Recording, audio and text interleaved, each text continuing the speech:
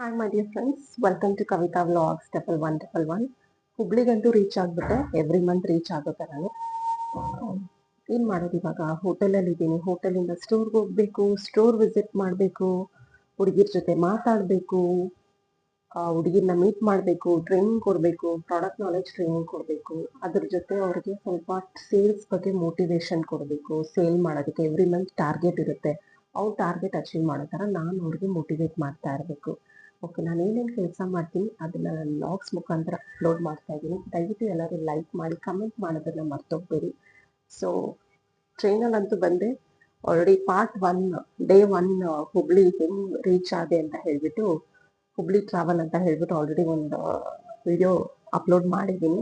So ಇವತ್ತು ನಾನು reach ಆಗಿದ್ದೀನಿ. ಮತ್ತು ಸ್ಟೋರ್ ಹೋಗ್ತಾ ಹೋಗ್ತಾ ಏನೇನು ಕೆಲಸ ಮಾಡ್ತೀನಿ ವ್ಲಾಗ್ಸ್ ಮುಖಾಂತರ ಅಪ್ಲೋಡ್ ಮಾಡ್ತೀನಿ.